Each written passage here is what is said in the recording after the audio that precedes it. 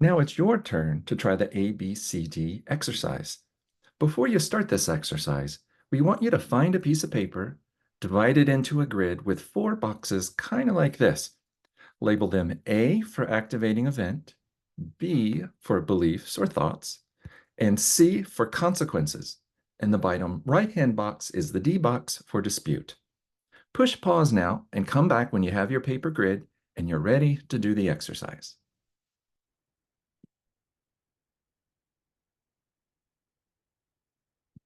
Now that you have your ABCD grid, it's time to start filling things in. First, you want to start up with the A box in the top left corner, the activating event.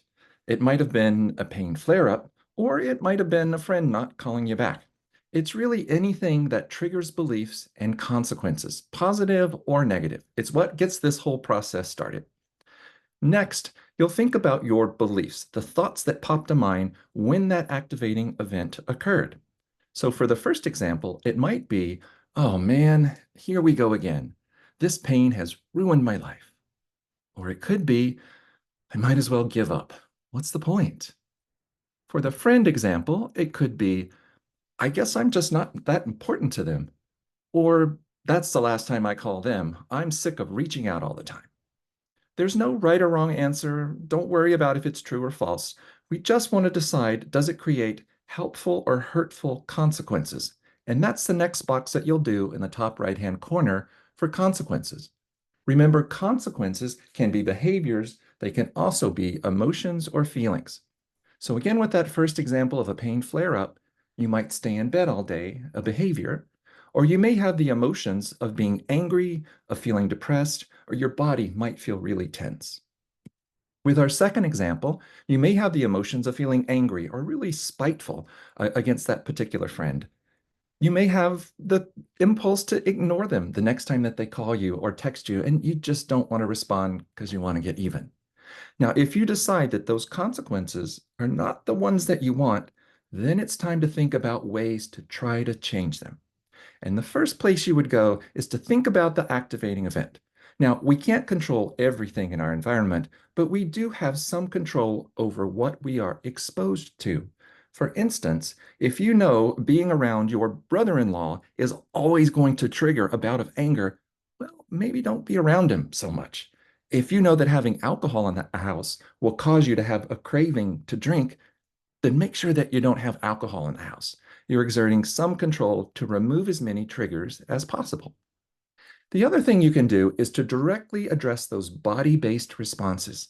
So if you're feeling stressed, if you're feeling really tense in your muscles, then what you could do is to do a relaxation exercise like meditation, like yoga, or even just some simple deep breathing or some relaxing music.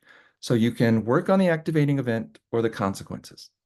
The last and biggest and probably most difficult category is to work on those beliefs. And that's the bottom right-hand corner in the dispute box. By dispute, we just mean to rethink those thoughts. We know that thoughts aren't facts, they're opinions, and opinions change all the time. So let's look at those initial thoughts and see if there's a way that we can rethink those thoughts so that they have better consequences.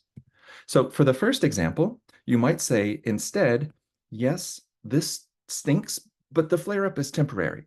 You've used the yes, but technique that we talked about in week 2. Yes, part of this is true, but there's more to it that's maybe not so negative.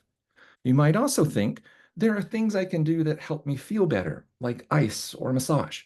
You're thinking about past experiences, past evidence, and you're also reminding yourself that you do have some control, even when it feels like you might not.